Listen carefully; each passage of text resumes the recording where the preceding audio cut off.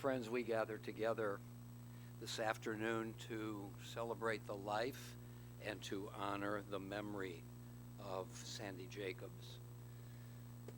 In this difficult time that we find ourselves in, where we can't be as plentiful in numbers and as intimate as we would like, nevertheless, we do feel a great deal of comfort and warmth at being able to be together this afternoon. And those who are tuning in, we're glad that you are with us as well. Are you all right with my mask off?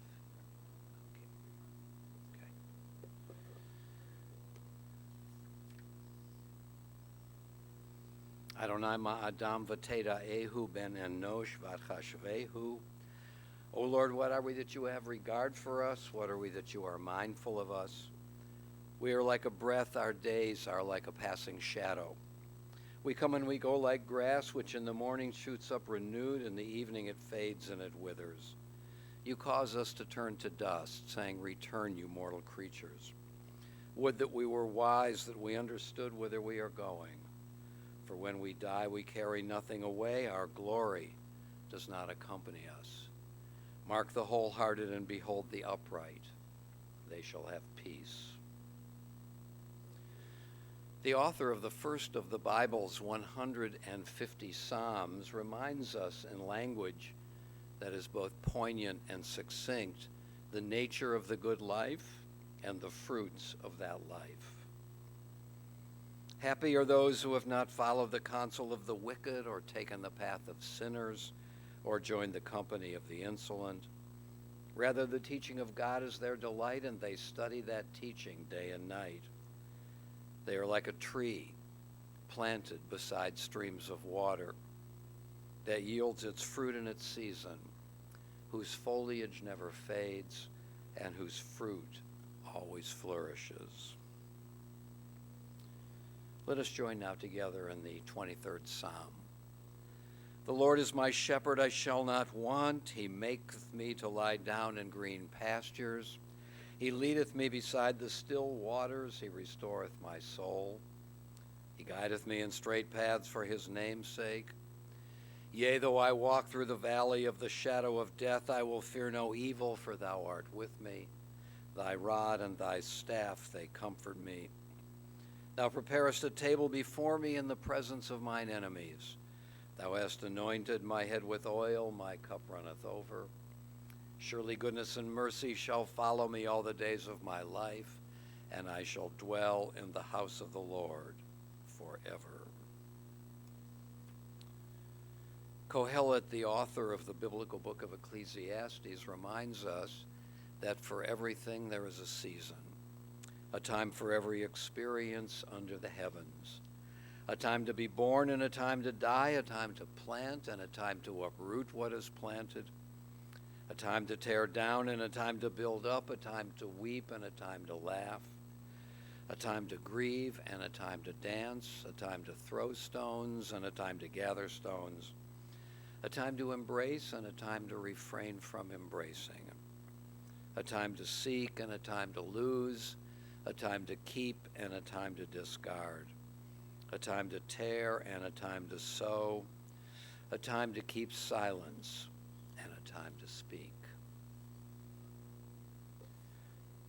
Sandy Jacobs died early this past Sunday morning at the age of 94.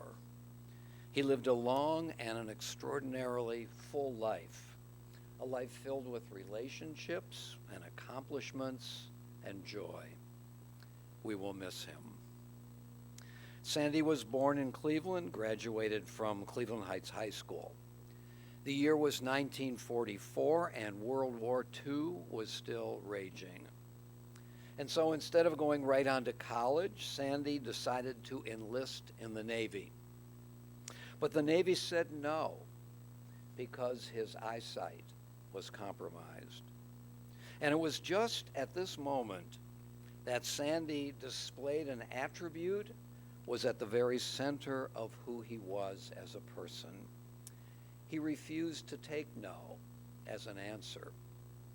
He simply pursued his goal, and finally he satisfied the conditions for his enlistment. As his family told me yesterday when I talked with them, Sandy wanted to be some kind of part of the effort to fight anti-Semitism. He was assigned to Houma in Louisiana, where he evidently spent the remainder of his service. The war soon ended, and Sandy would quip that he knew why. When the enemy, he said, came to realize that Sandy Jacobs was now a soldier in Uncle Sam's war effort, they quickly surrendered. After the war, he enrolled at Miami University in Oxford, Ohio, supported as he was by the GI Bill. Now, it turns out that a lovely young woman, Nancy Loeb, had her eye on Sandy and wanted to meet him. And so she requested an interview with him for one of the university's publications. Now, Sandy and you, Nancy, must have had an immediate attraction to one another, because soon thereafter you went out on your first date. And of course, you went to where all young couples should have their first date, at Yom Kippur services. Then you dated for a couple of years, were engaged for another 2 years, and married on June 6th, 1952, which itself led to a 68-year marriage that ended only with Sandy's death. And Sandy's 3 daughters told me yesterday that in the days since Sandy died, and even before that, many friends and family members would rave about the wonderful union that Sandy and you shared. A true love affair from the beginning to the end, a true partnership of mutual support and sympathy. Now, Sandy had grown up in a troubled home. On top of that, he suffered from a learning disability, now identified as dyslexia. And because he had trouble reading, he was labeled a poor student and a person with diminished life prospects. In fact, he was held back in school on 2 separate occasions. Fortunately, one of Sandy's teachers befriended him, took him under her wing, encouraged him, and helped him to make up the lost time. Finally, because of her assistance and Sandy's persistence, he was able to graduate, and graduate on time. Once again, Sandy's resolve never to take a shortcut, always to keep his eye on the goal, never to give up, allowed him to succeed. After Sandy had graduated from Miami and then received his MBA from Harvard, he returned to Cleveland and took a job in the marketing department of the Standard Oil Company. He remained there for 33 years, rising with the passage of time through the ranks of the company, culminating in an appointment as vice president. At the end of his time at Sohio, Sandy was offered a buyout, which he accepted. And then retirement for all of 6 months. At that point, I imagine, Sandy felt that he was not yet finished, that he still had more work to do and more to offer others in an ongoing way. And so he applied for a visiting instructor position in the marketing department at Cleveland State University, which led to being offered a time-limited 2-year appointment at the university. Those 2 years stretched ultimately to 18 years. And Sandy, it seems, had the time of his life. Cleveland State saw immediately that in Sandy they had a real treasure, and so they continued to bend the rules in order to keep him on. Both the students and the faculty loved him, and he in turn loved them. In that position, Sandy displayed a real flair and creativity as a teacher.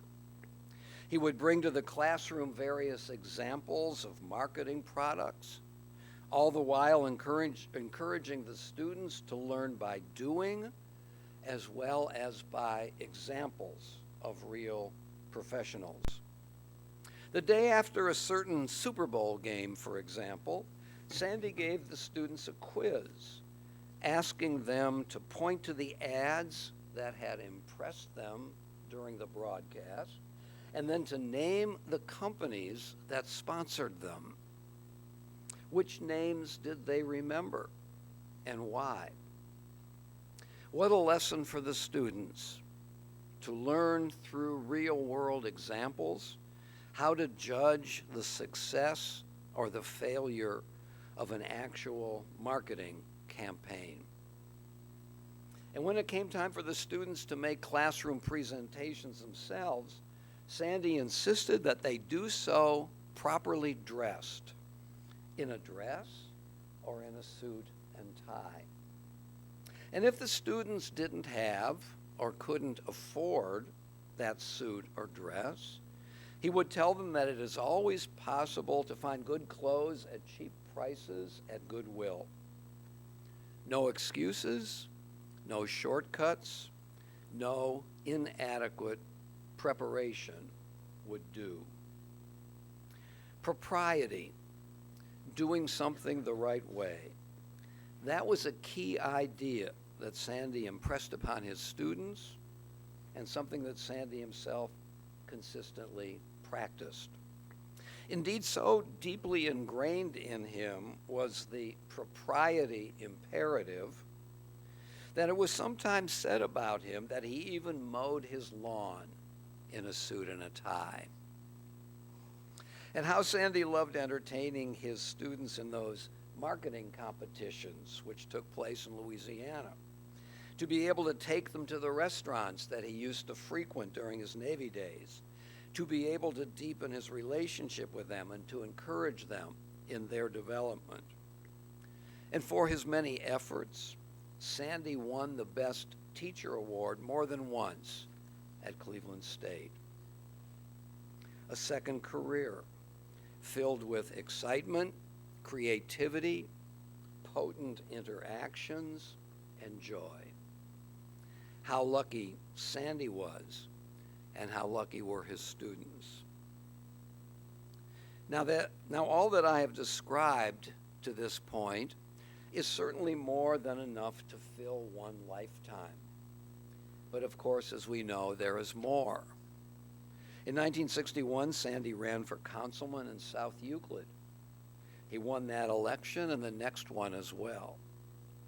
And as his daughters described it to me yesterday afternoon, Sandy and Nancy visited every single household in South Euclid, all 8,000 of them, during these campaigns.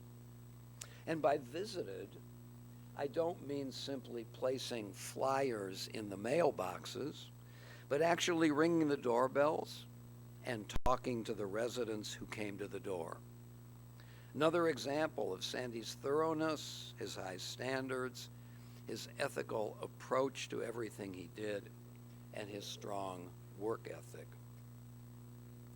Moreover, one of Sandy's most affecting and effective characteristics was his ability to accept each person, including himself, for what he or she was.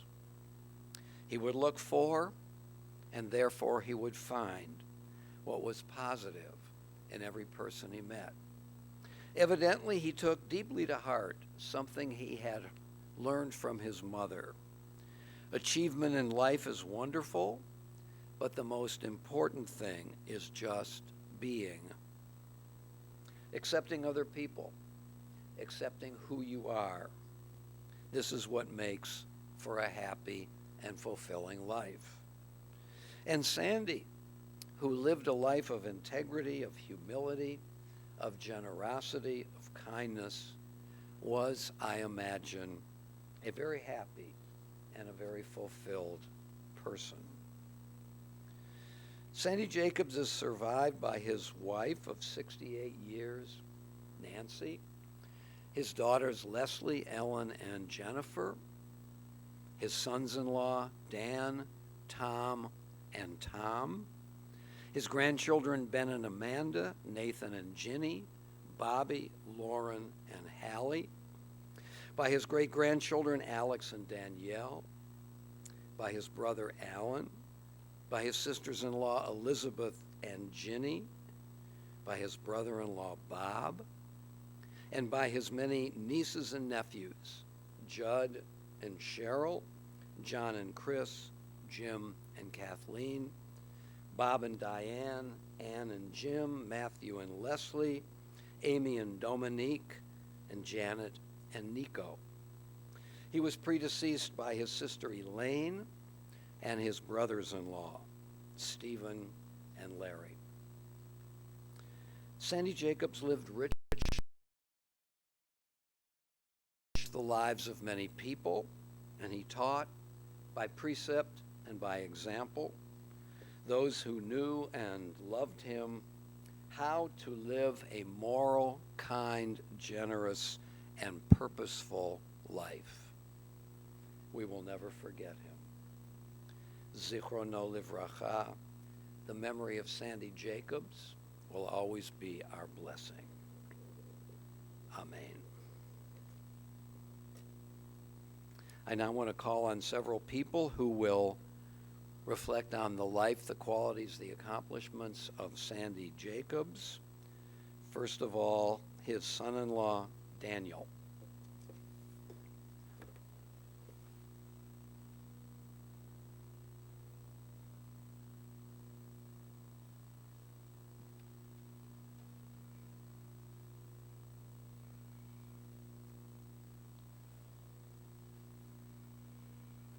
It's an honor to be able to speak about my father-in-law. When my father died, I knew he was the kindest, most decent and loving man. I was lucky enough to marry Leslie and get a man just as kind and decent for a father-in-law. My father-in-law had a very proper attitude. You had the right way to do things. You always dressed in a suit and tie to go to work. You made presentations dressed well. And you served in a style at dinner where he served the plates and they were passed back to you. Leslie and I discussed as we were getting married how we should address our in-laws. And I suggested for Sandy, Mr. Jacobs, sir. Family was his first priority. All 5 of his grandchildren and their parents benefited greatly from his contributions to the Ohio Tuition Trust Fund. And I've learned from that, and I'm trying to do the same thing for my grandchildren. Following Sandy's example, we're making contributions to that, and I also learned that fathers always pay for dinner when we go out.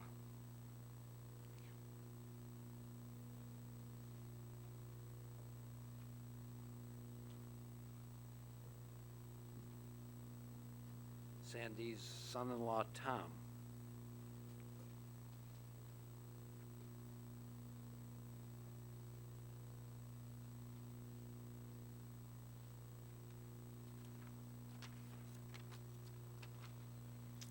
Good afternoon.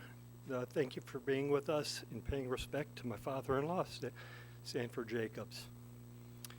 I asked myself, what word would I use to describe Sanford Jacobs? The word that came to mind was gentleman. Not in the sense of title, but in the fact that he was one of the most kind, considerate, and deeply caring person that one could ever hope to meet, let alone be lucky enough to have in their life.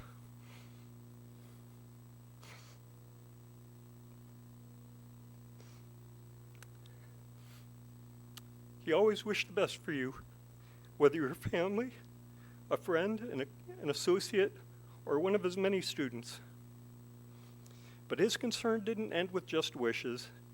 He would then see what he could do in action to help you in whatever need there was. There were many times where we would talk, and I knew that no matter what was the subject, I could count on getting a thoughtful, measured response that was, in fact, the right thing to do. He was a man who had an ethical cachet behind him and the strength of conviction, so his words truly meant something. He had a unique ability to look at the good in people or find the positive in a situation and give the needed words of encouragement that would keep you on a correct course. His sense of true north, both morally and logically, was rare and gave confidence that you were now headed in the right direction.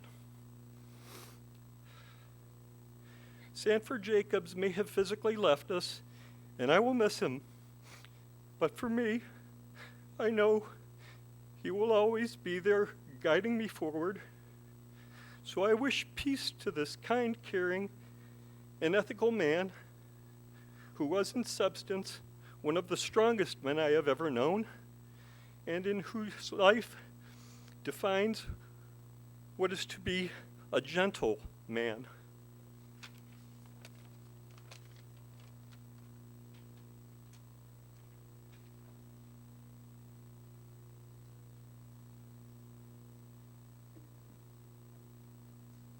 Sandy's grandson, Ben.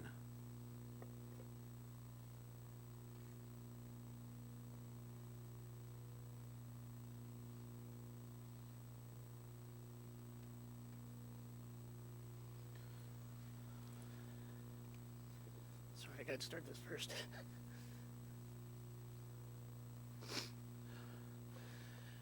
So I have a lot to say about Grandpa Sandy. I was his first grandson, and I know I changed his life as much as he changed mine. I'm horrible at speaking, sorry about this. One of the things that I know that stuck with him and with me was, and he even used to say this when we were at, when he was in Crown Center too. He goes, he used to take me to the Mark's stores, and I was probably close to my kid's age, probably younger than that. And he would say, he'd ask me to pick out something for myself. And I was brought up, this is how I was brought up. I say, I don't need anything, Grandpa. I don't need anything.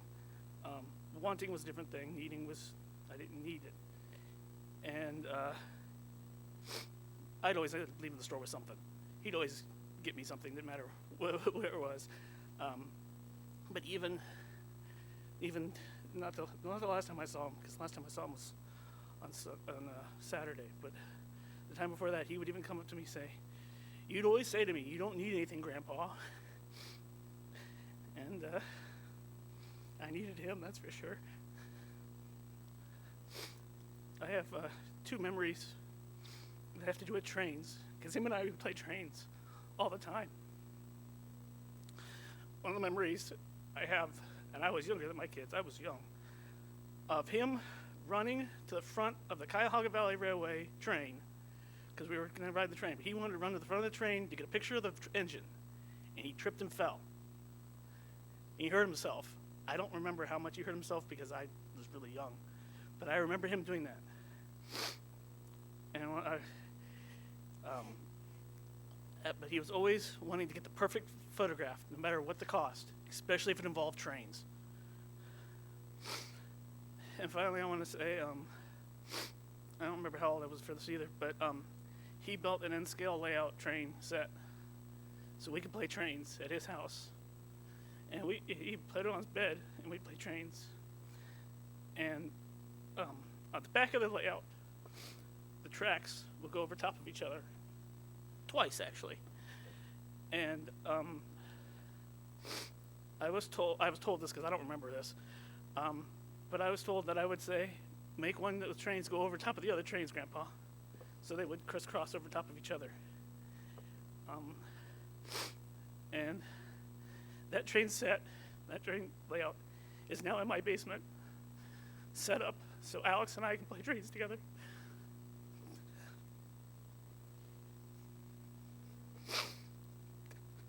Sorry.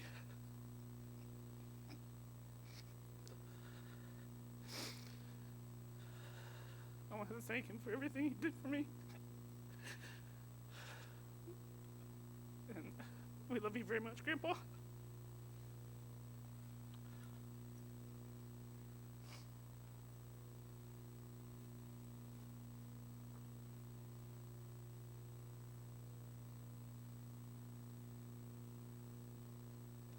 Sandy's grandson, Nathan.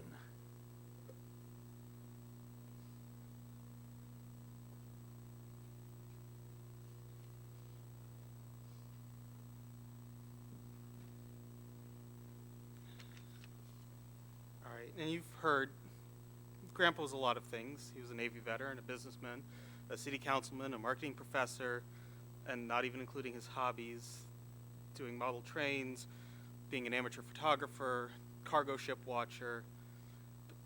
Those aren't important as who he really was, and everybody knew him as, and how you've heard him as with everybody talking. The kindest, most loving, and most generous man you could ever hope to meet. And to us grandchildren, this generosity would often mean $20 slipped surreptitiously into our hands every time we visited or he visited. And I heard that Bobby actually had enough to set up an IRA because of all of those $20 slipped into whatever we needed. The help with whatever we needed to get through college, whatever we needed to get through life. What do you need? He was happy, eager to provide us with. And I know that it's not just us grandchildren being the beneficiaries of his generosity. Last November, I visited Grandma and him to talk over dinner, and he kept giving her oyster crackers, making sure she had as many as she needed for her soup or to snack on, and just kept handing oyster crackers, making sure she was happy. And it was always clear he was completely devoted to her through everything they went through. And in any set of pictures of the two of them I've looked, he is always reaching for her hand, holding her hand. And the devotion was beautiful to see, and frankly, goals for my wife and I, what we hope our life looks like. Thank you, Grandpa, for all you've given us, all you've taught us, and all the love you've given us. Your memory is a blessing.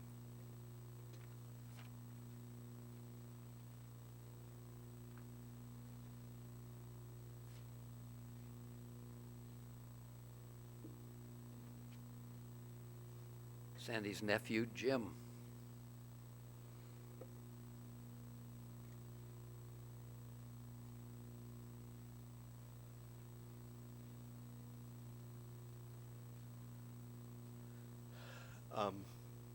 There are certain iconic people in our lives, couples that are just there above everyone else. My parents and Nancy and Sandy. They're just such wonderful people to everyone else and to each other. I was very lucky to be a nephew and a quasi, I'll assume, sort of a son, because my mom and my dad were very, very busy at times, and I would spend a lot of time over at Nancy and Sandy's house with my cousins, and they would take me to the flea markets, and we would get to see the greatest junk in the world. It was just wonderful. And there were so many wonderful hobbies that you've heard about, and we all know that Sandy had, that he shared, whether it was photography or trains. And I was so lucky, and I know my parents were so lucky, because for Sandy and my dad to be so similar in so many ways, to both be in marketing, to both be married to the Loeb girls, to both love photography, to both love trains. It was a great opportunity, and I know that they had hoped that someday they could all retire together and be together in Florida. Unfortunately, as they say, man plans and God laughs. So we're here, though, and it was such a wonderful life, and we've been able to share, and you were able to share Sanford with my family and my daughters. And above all the great things that I was able to share with him, I know we used to love to talk about his time in the Navy, my favorite plane, the Corsair, which he worked on. But my daughters would go with us, and we'd visit you guys, and we would ask Sandy, Sandy would talk.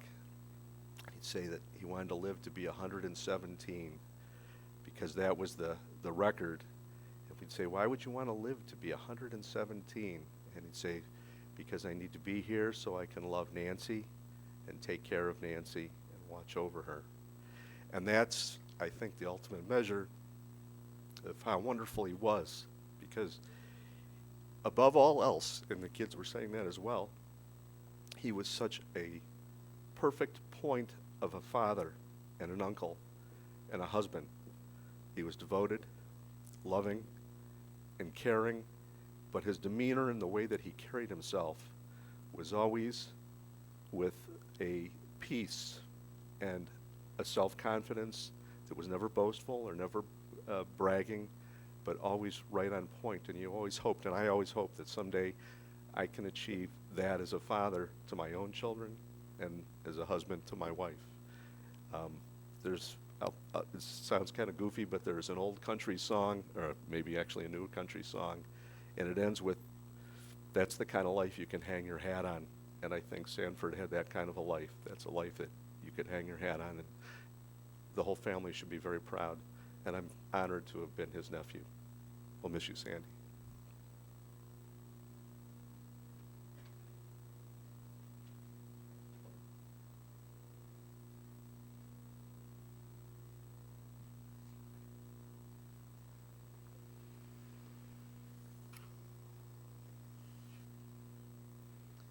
O God of life, amid the ceaseless tides of change which sweep away the generations, your love remains to comfort us and to give us hope. Around us are life and death, decay and renewal, the flowing rhythm that all things obey. Our life is a dance to a song that we cannot hear. Its melody courses through us for a little while, then it seems to cease. Whence the melody, and whither does it go? In darkness as in light, we turn to you, the source of life and the answer to all of life's mysteries. As you are able, will you please rise now for the El Mole Rachamim? El Mole Rachamim shochein bamromim, hamtzei menucha nechona tachat kanfei hashchina, im kadoshim utahorim kazohar harakim azhirim, et nishmat yakirenu shahalach la'olamo. Ba'al rachamim yastireo b'seter ganafav la'olamim. V'yitzror bitzror hachayim et nishmato. Adonai hu nachalato v'yanuach b'shalom al mishkavav v'nomar amen. Compassionate God, eternal Spirit of the universe, grant perfect rest in your sheltering presence to Sandy Jacobs, our loved one who has entered eternity. O God of mercy, let him find refuge in the shadow of your wings, and let his soul be bound up in the bond of everlasting life. God is his inheritance. May he rest in peace, and let us say together, Amen. Will you please be seated?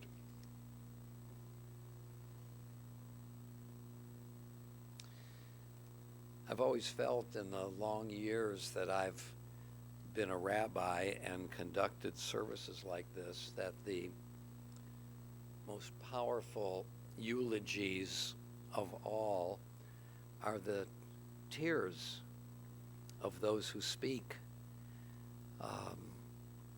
Some people are eloquent with words and can put together fine, balanced sentences, but the tears and being choked up comes to us unprepared for, unannounced, unplanned for.